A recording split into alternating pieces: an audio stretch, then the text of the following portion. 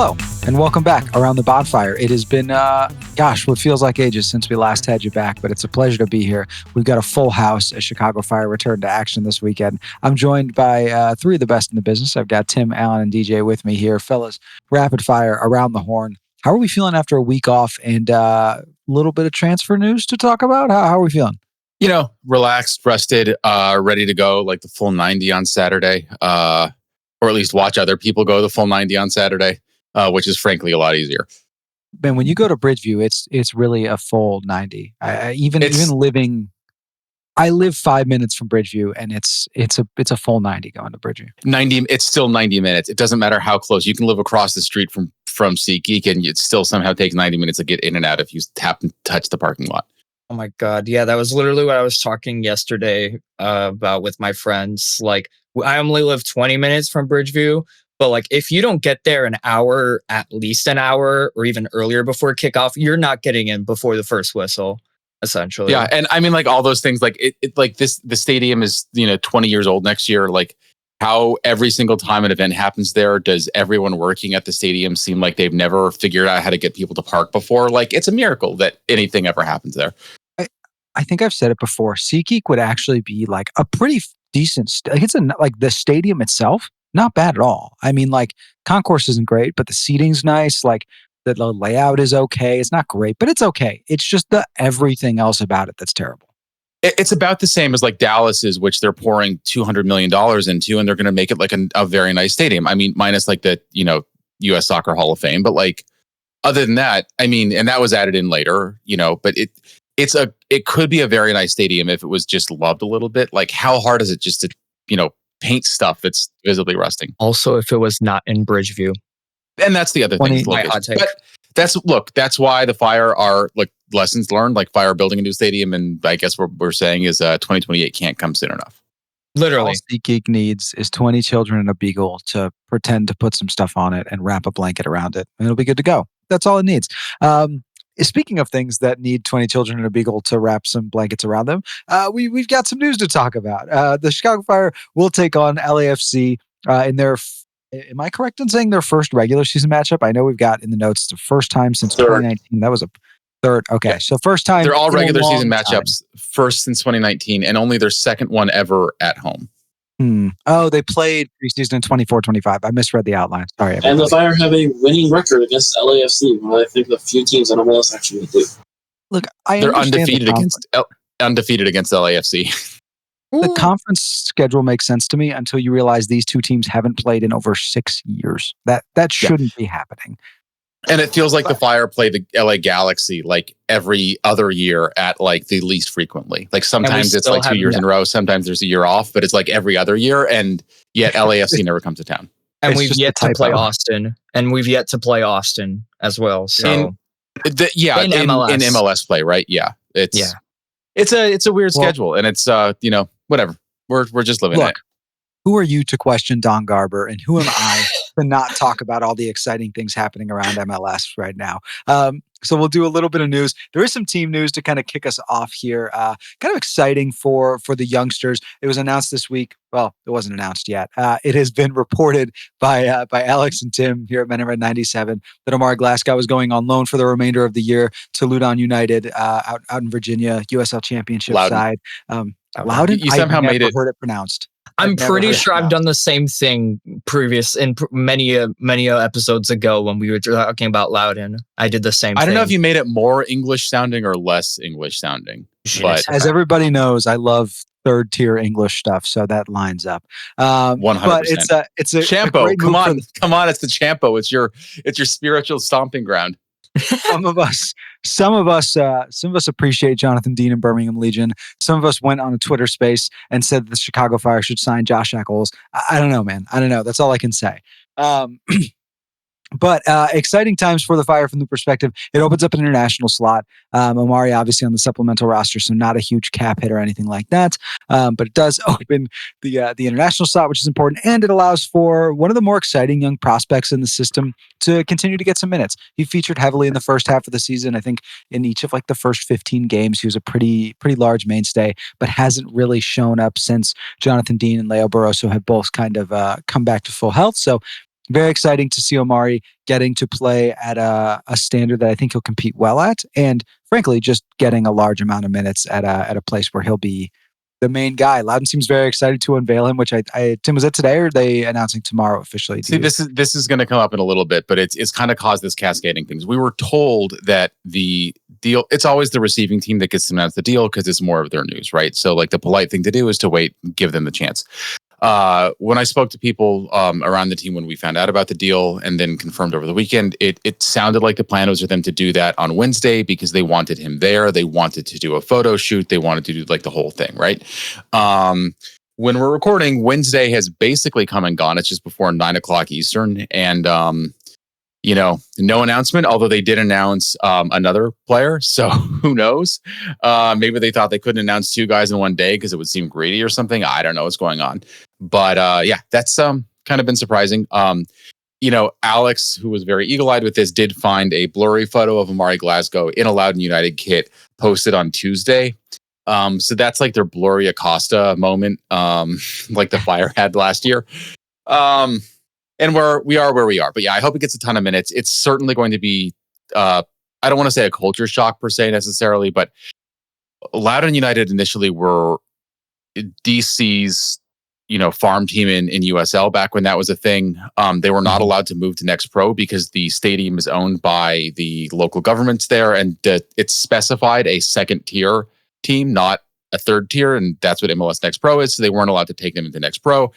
They're independent. They've had a really rough budget. Pablo Maurer, writing in The Athletic a few months ago, talked about just the way that life had been in that team. And I mean, it got to the point where like players were washing their own kits and stuff like that. So, I'm assuming Omari knows how to do his own laundry, but if he doesn't, he's about to learn fast. Tim, I love you, but man, was that a downer. Shout out Omari. It's. I mean, look. He also, grew up in Guyana, where there's like Loudon United has better facilities than the somewhat waterlogged cricket ground that Guyana plays international matches in when they play. They get to host them actually in Guyana. So it's not a better facilities than some he's experienced, especially playing in CONCACAF against some of the Caribbean nations where it just is whatever it is, right? But I think that it's going to be.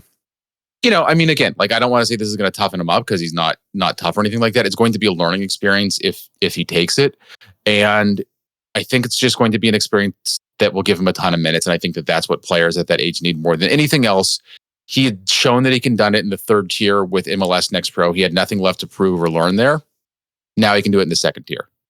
Yeah. Exciting moves for the young man, and it's a short-term loan, so we expect him back in the winter, and we'll see kind of what things shape out as next year. But to your point, Tim, very exciting to see him get some minutes coming up here.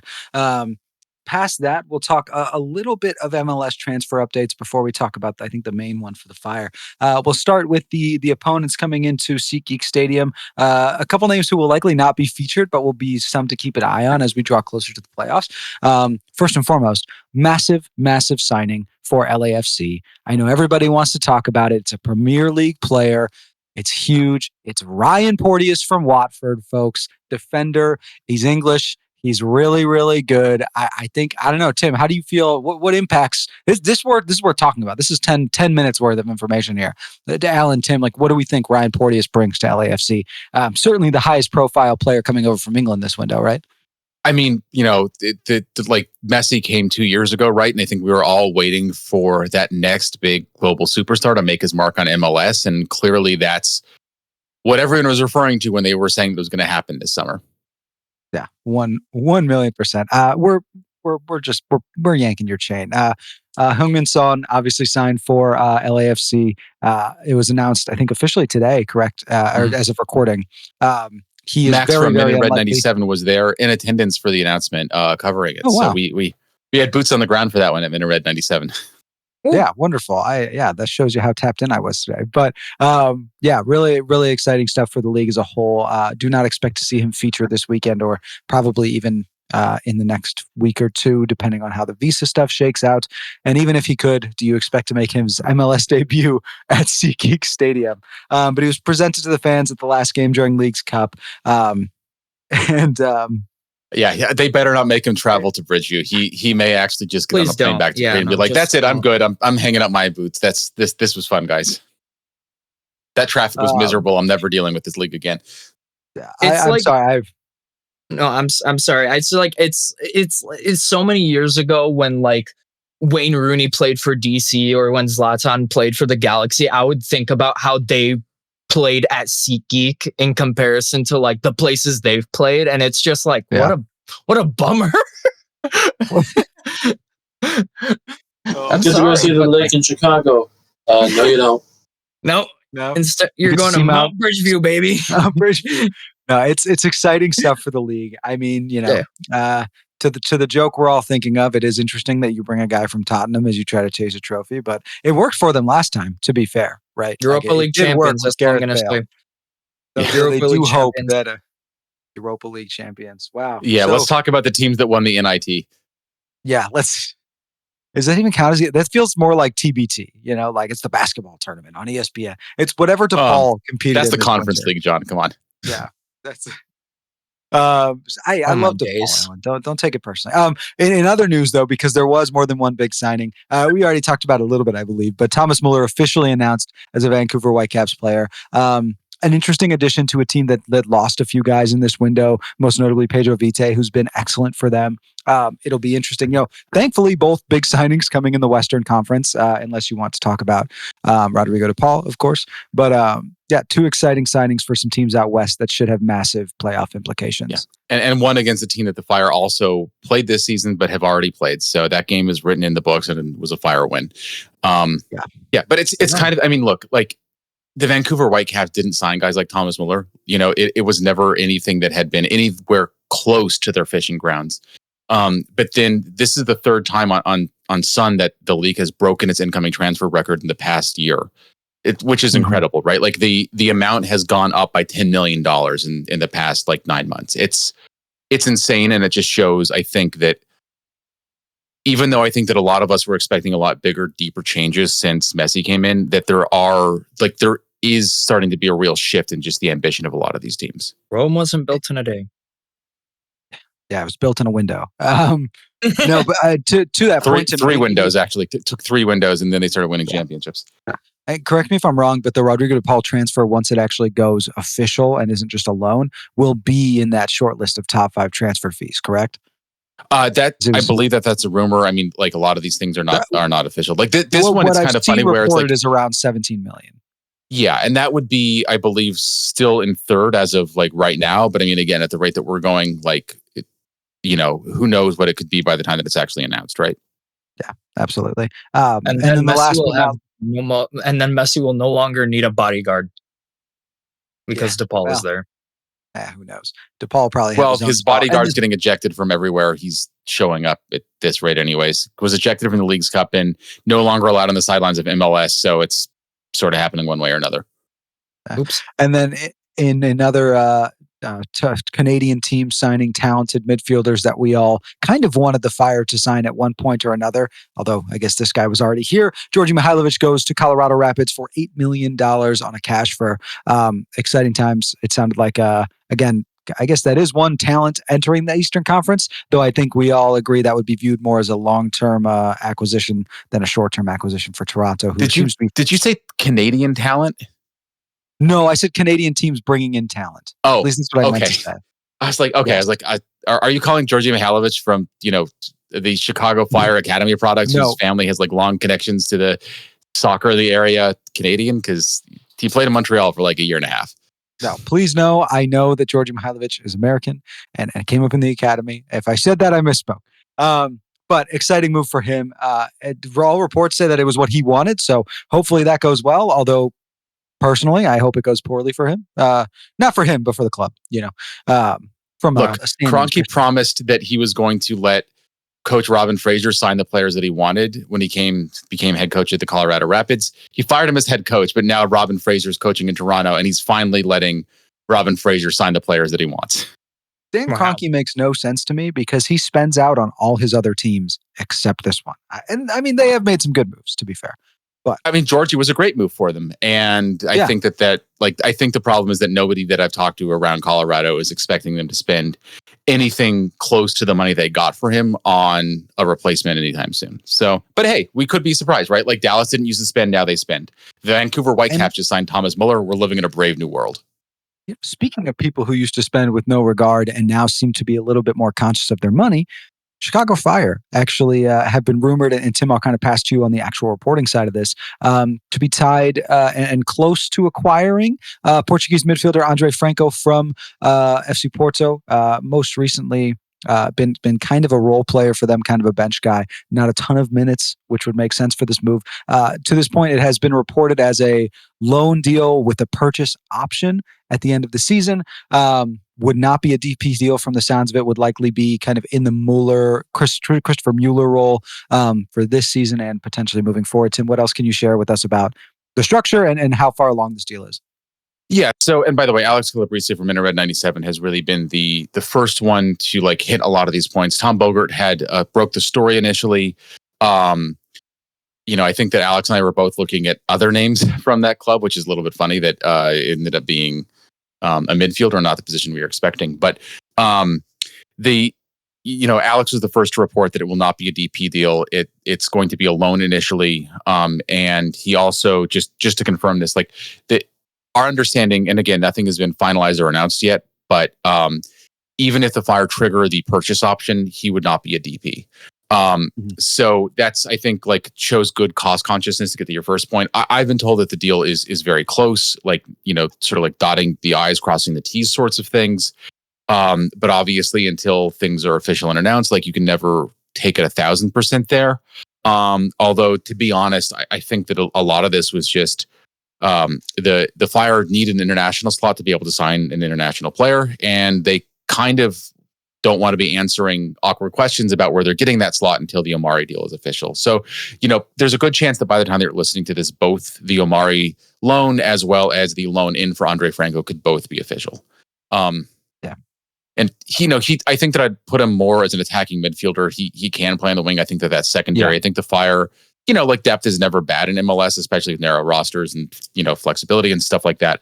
I think he's being brought in to be more of an attacking midfielder. It wouldn't surprise me if he sort of was trialed in more of like an 8 sort of role, as the Fire are kind of like trying to turn more of the defensive responsibilities over to Jay Davila.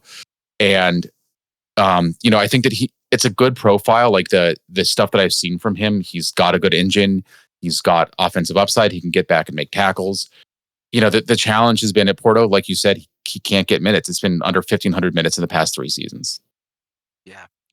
Alan, I just want to toss you for a quick, I feel like you're the vibes guy here. I want to toss you for a quick vibe check. How are we feeling about this? It's not exactly what people were expecting / hoping, I would say. You mean it's not a name like Sung Heung-min? Exactly. I think people really were hoping out for, especially since the Kevin De Bruyne thing fell through, they were really hoping for a big DP signing, maybe also some reinforcements in the rear in terms of CBs. It's an addition to the squad. It's keeping it fresh. I'll say that essentially. And Greg is still working on making the squad completely his. Like I said, Rome wasn't built in a day. It was built in a window, as Tim mentioned, 3 windows. Yeah, 100%. I think, Alan, to your point, like in my eyes, it was almost a positive that it wasn't the guy everybody wanted it to be. Like everybody's disappointed there was no Kevin De Bruyne or Thomas Müller or Neymar, right? But it's kind of refreshing that it wasn't like, crap, we missed on the big DP. We got to go sign somebody. Let's go bring in anybody with a name and a pulse that we can sell some jerseys on, right? It was okay. Yeah. Now, who's a target that we can bring in that's good, maybe long term, or if nothing else, won't penalize us in the short term?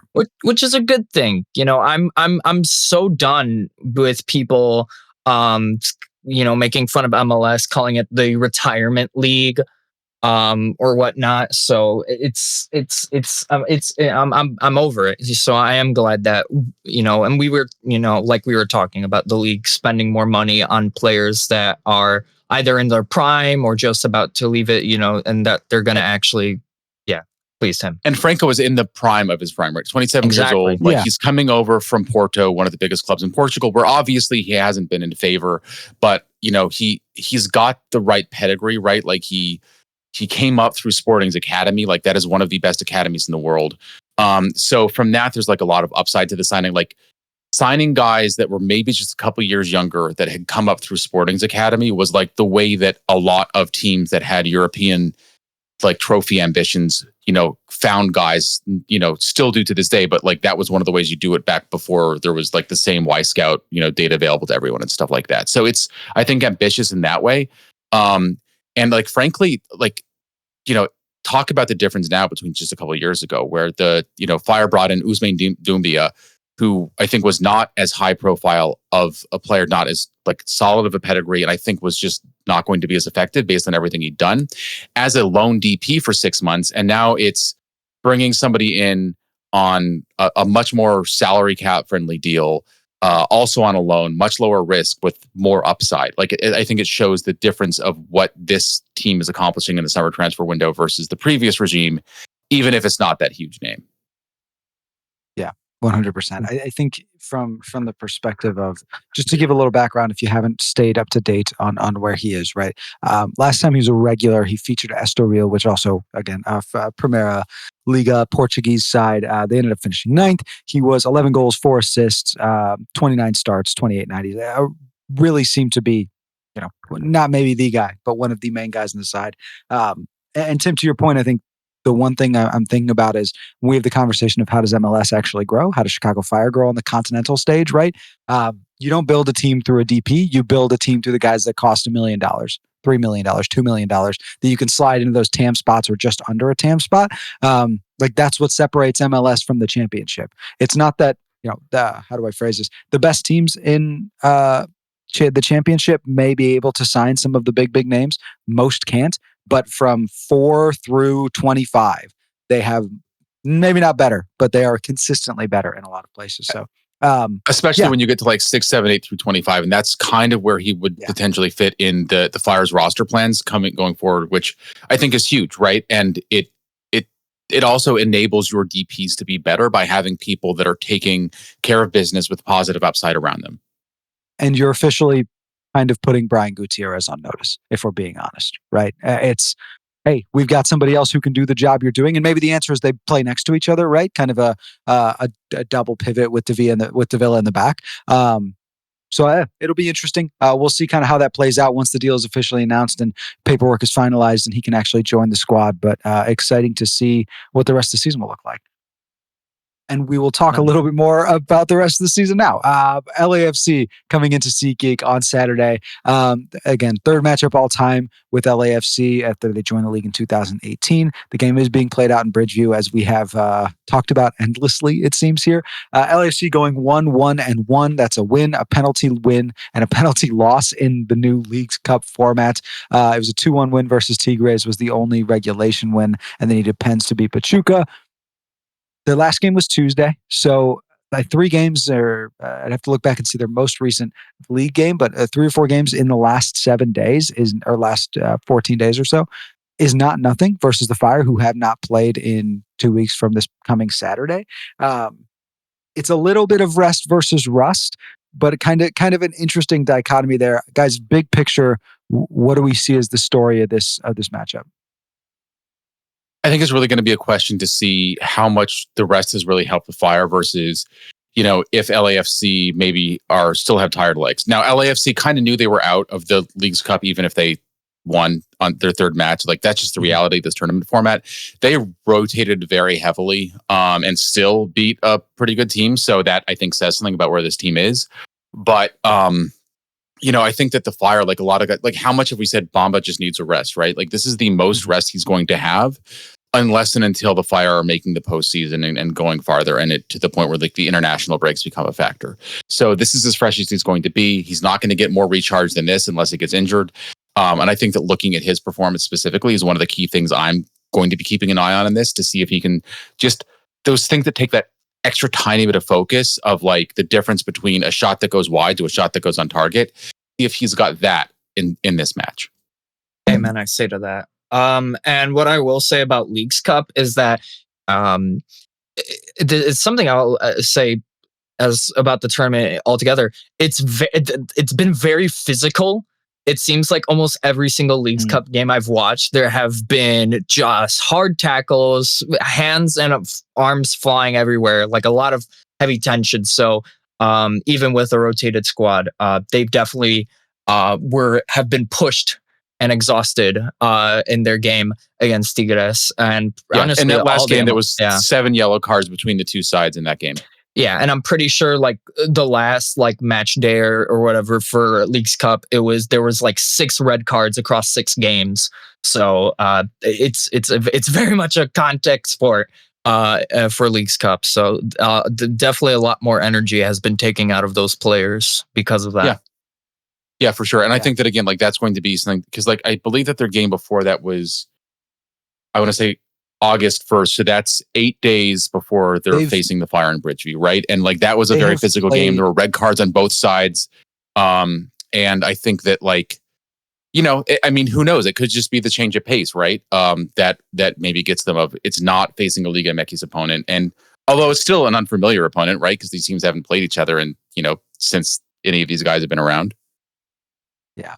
For reference, this will be on Saturday, it will be their 5th game in 15 days, right? Wow. Which even with a heavy rotation in the most recent matchup, that is not nothing. And you're asking guys who typically play maybe 30 minutes a week to go out there and potentially play, 75, 80 minutes in a week. So not nothing, I think, from that perspective.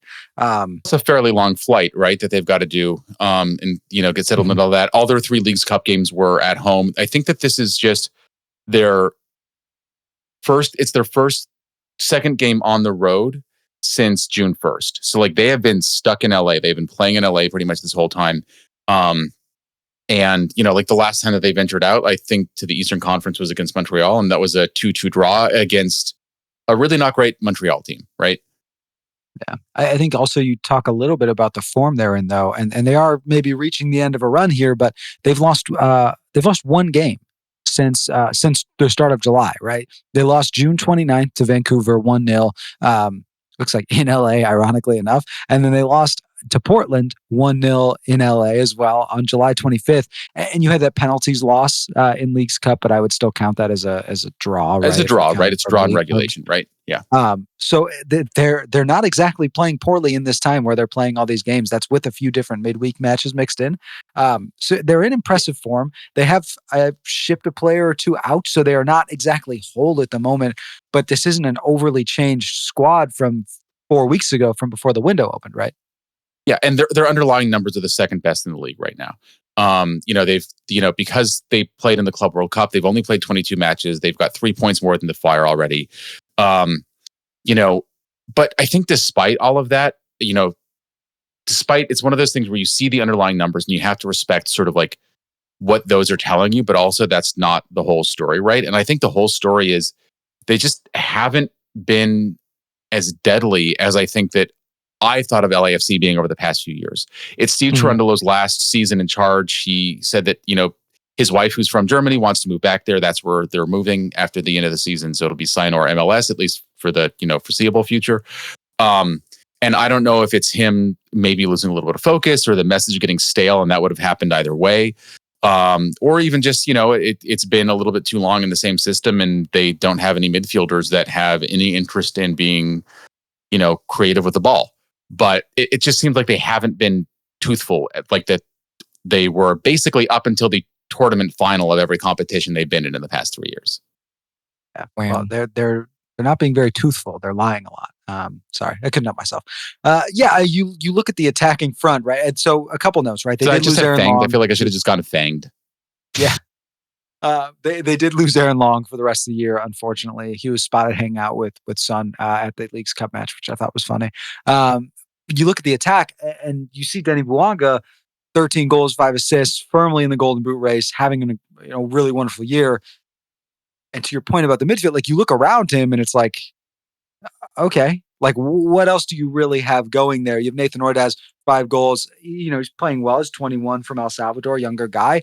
But you do kind of question, like, to your point, like, how deadly is this attack? How much are they really going to punish you for every mistake?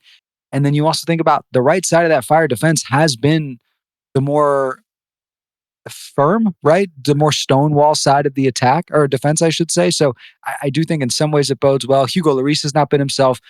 So you said it well when Yeah. it's like, this isn't the He's been LAFC fine. we Like all he's been a fear, replacement right? level MLS goalkeeper, but like for one of the best goalkeepers over the past like 10 or 15 years, also from Tottenham, like he's 38 years old now. And I think that in turning 39 in like a month and a half or something like that, it's, I think that the age is maybe catching up with him as much as anything else here. 100%. And that kind of takes us to the opposite for the Fire, who do enter this kind of break period and then into this game against LAFC on a win, that 1-0 win against New York Red Bull, which could end up being maybe the most pivotal win of the season as we get down to kind of the brass tacks of playoff time. Tim, you talked a lot about Bamba. Let's kind of separate from the attack a little bit, because I think we've spent a lot of time on that this year. Would love to talk a little bit about. We've talked about rust versus rest, right? And that'll play into it as well. But let's look a little bit at the midfield. We saw Jay Davila finally seeming to show some promise. We have this new signing of André Franco, obviously won't be playing in this game, but will kind of weigh heavily on the future of all the guys involved. You have Brian Gutierrez, who we expected some transfer buzz in this window, especially how the season started, and we haven't had it to this point.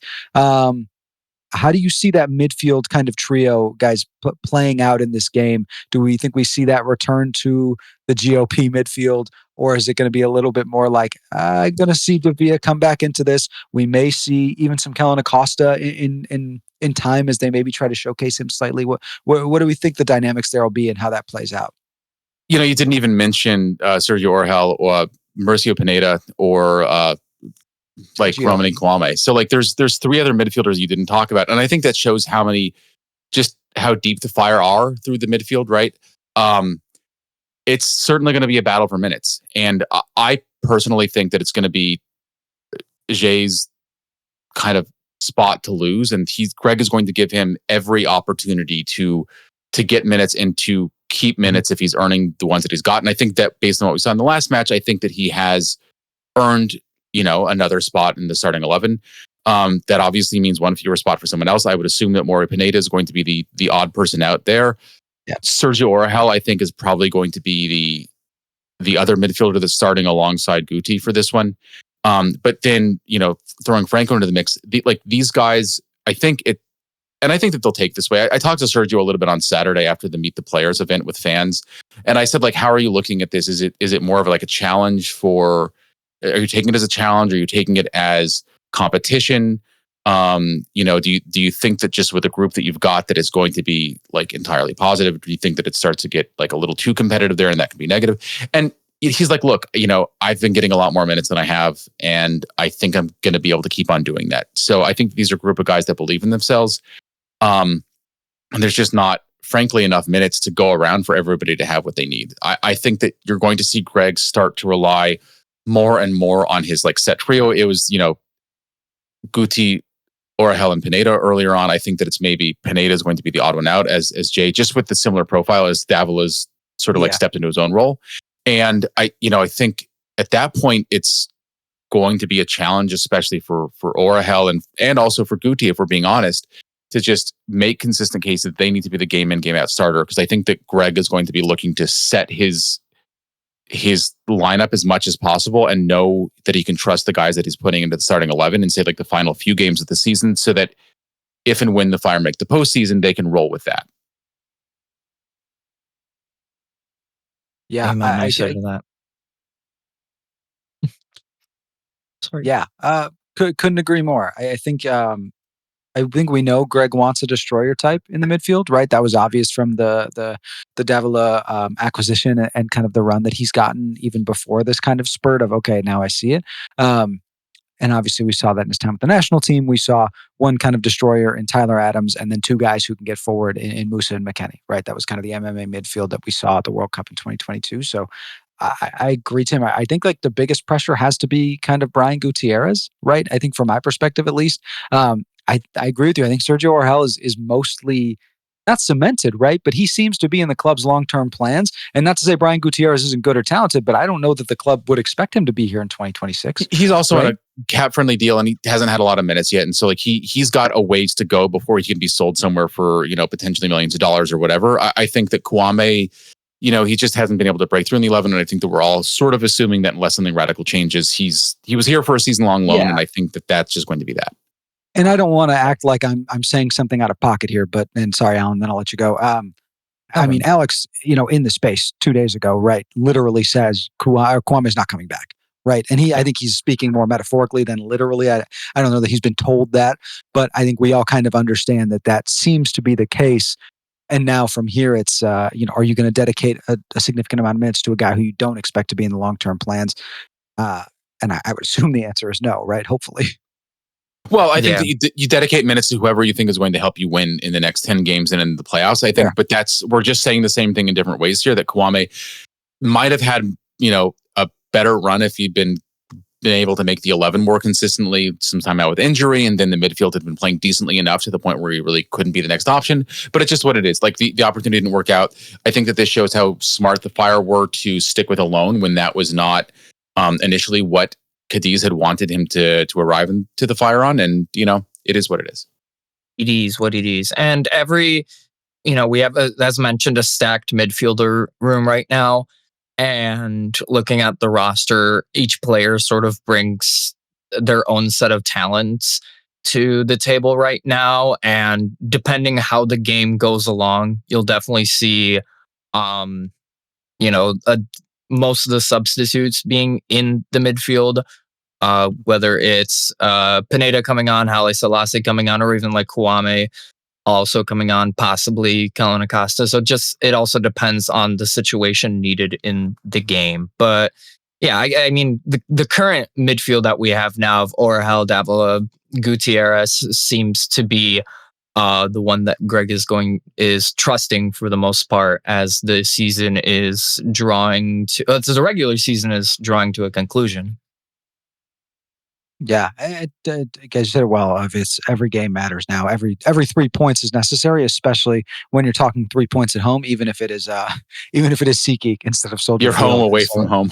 Home away. Yeah, and that's where truly I wonder, like, what does that look like for Brian Gutierrez, for Sergio Orhel, who I think we all agree maybe aren't playing with the same effectiveness that we saw early in the year. And part of that is just minutes, right? It's natural, especially for younger guys. Like Sergio, who haven't played a full season in a first division before, right? And so I am kind of curious to see how that plays out over the long term. And also, frankly, I'm interested to see if Kellen Acosta gets a little bit of run here. Like I'm not saying I expect it, because to be honest with you, I don't. But I do wonder if, as we say, hey, maybe Romani Kwame is not being featured, Kellen Acosta could be in the plans for 2026. Let's see what he's got in the tank. Let's see who he can be. I'm curious to see that. The other side of the coin, I think that's worth discussing, is like you look at the defensive line in this game, and who do you see back there? Going up against the Denny Bouanga, you like Leo Barroso's physicality, his ability to keep up with a player as quick and as deadly as Bouanga, but you have to appreciate Jonathan Dean and his defensive prowess for what it is. I know we talk a lot more about fullbacks on this show than maybe any other show, but I think it's a real matchup here, right? You have Denny Bouanga coming down the left side. Who's going to be stopping him? You would expect to see Carlos Terán starting in this game as well, especially off his performance against Red Bull. And he is a freak athlete. Especially with Christopher Cupps not really having gotten back to the lineup at all, right? So I think that's the center back pairing. I think we've more or less been able to write, not quite in stone for this one or, the next one until Cupps is back and at least getting some runs out. But I think that we more or less know.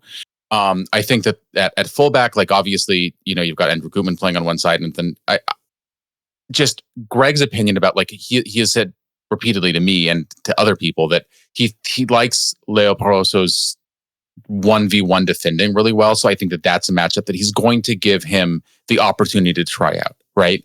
Yeah. And if it doesn't work, you've got Jonathan Dean in the pocket. You've also got Dean as the option that can come in on the other side and either way. But if he's on the pitch, that's still an option you've got. So I still, like, my bet is that it's going to be Leo's start. God save the king. Jonathan Dean. Yeah.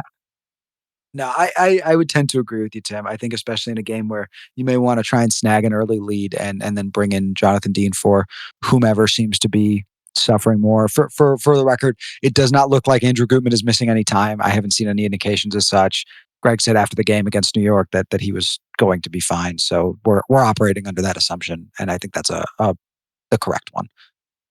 By the way, I think we're going to start a rule where you get 5 Jonathan Deans per episode, and if you go more than that, you got to put $1 in the tip jar, and then I'm sorry, you at don't the think end, that was a I don't know, valid point like here? You don't think that was worth no, discussing? It was a very good point. I'm kidding. No, and that's, I think, the right way. Also, like I said, like Dean has been, in the minutes that he's had, he's been doing nothing but beating expectations, and that's true this season with higher expectations than he had before, and that's been true his whole career. Yeah. And I think the only thing I'll add, and then we'll move on because we don't need to spend that much time on Jonathan Dean. I do love that now you look at the bench, right? And you say, if we need 2 guys off the bench to hold a defensive win, you have Mauricio Pineda, who has, I think, been very good to very good this year, could be deserving of a starting spot if you were not trying to work Jay Davila in. And you have Jonathan Dean, who I think has proven that at his best, he can be a shutdown defender against the top talent in the league. And I'm not very high on Wilfred Zaha from that perspective, but I think you have to give the respect where it's due in both directions. But I say all that to say there's really kind of one question here that is the most important thing to ask, the thing that we always discuss, we always talk about, and we always bring up, and that's because we always have something to say about it. And that is, Tim, who you got? I'm going to say a 2-1 Fire win. It was 3-1 the last time that these teams played in Bridgeview in 2019. I don't know. That, I think, was a surprise result. I think 2-1 would surprise some people. I think the Fire are not as far from LAFC as people think they are. And I think that at a game at home, rested, they'll be able to pull this one out and get their, first win at SeatGeek of the season, but 4th home win. Alan, who you got? Honestly, I believe in Joe Henry. Sorry. I believe in the backline that Greg's got set up right now, and how they've been able to get clean sheets the last few games. And I believe that can continue. I'm gonna go say 2-0 for the Fire. Yeah. All right. Very confident. DJ, how you feeling? Who you got? I'm going to say this is going to be a very weird game that's going to somehow end with the Fire winning 3-1. Very weird. Like somebody runs on the field weird. Like somebody throws something weird. We already know one guy from Twitter is going to run on the field if Fire make the playoffs. But it's true. He said the conference. He said the semifinals. No, honestly, I hey, it's Bridgeview, right? Like, strange things happen. And like, I think that, we've all been watching some Leagues Cup games, and that's why weird, I think, just fits a lot of that tournament. And maybe that's what we're expecting to see carry on spiritually on Saturday back in MLS play. Like, it would not shock me to see, just for some stupid reason, Chris Brady get a goal type of weird. Wow. Okay. Wouldn't happen in a 3-1 win, though. That would happen in like a 2-1 win where Chris Brady comes down for a corner or something. But I like where your head's at, DJ. Tim Howard scored from the exact opposite side of the field before, so that's more what I'm talking about. Yeah, so is Asmir Begovic, all right? Shout out the championship. Comparing Chris Brady to Asmir Begovic and Tim Howard all in 5 seconds of audio. This is amazing content, guys. If you knew I was bringing up Asmir Begovic, I will give you $5 million. Although you did probably think about it for a second when you thought about a full-length goal. Anywho, I actually am buying into the rust versus rest thing. I think the Fire are a team that desperately needed a rest, and the LAFC we are going to see Saturday will not be reminiscent of the team we will see for the rest of the year. And honestly, in 2026, I think they could be awesome in 2026. So I'm gonna say Fire 4-0. I think it's just gonna come, and it's all gonna come fast. Like it's just gonna, the years start coming and they never stop coming type situation. For a rested Chicago Fire attack that has been deadly. And until you add that very strong Englishman back to the defense, you've just got not much to work with when you're LAFC. But I say all that to say it'll be an exciting matchup and one we're looking forward to. Fellas, anything you want to add in before we wrap up here? Perfect. I'm seeing. Shout out the players that signed the saxophone at the Meet the Players event. It was incredibly fun, including the King Jonathan Dean himself. There we go. Get Johnny Dean his crown. Get Jack Elliott his beans on toast. It has been a pleasure. We appreciate you being here and joining us around the bonfire, listening to us yap about all things Chicago Fire, MLS, all that kind of stuff. We will keep you updated on all transfer news, apparently around all of MLS, not just Chicago Fire. You can stay tuned at menandred97.com. You can follow us on Twitter, on Instagram. It's at menandred97 everywhere. That's where you can get all the updates, all the details, and then Tim's illustrious roster tracker that he updates seemingly endlessly, but it will always be there for you if you're confused about the status of a player or a roster spot. Would highly recommend. And yeah, we're excited to see how these last 10 games turn out. We're excited to see who the Fire continue to bring in and who maybe moves on as the rest of this transfer window unwraps. And we're excited to give Steve Cherundolo one more L as he heads his way out the door. Thank you so much for joining us here around the bonfire. And come on, you men are red.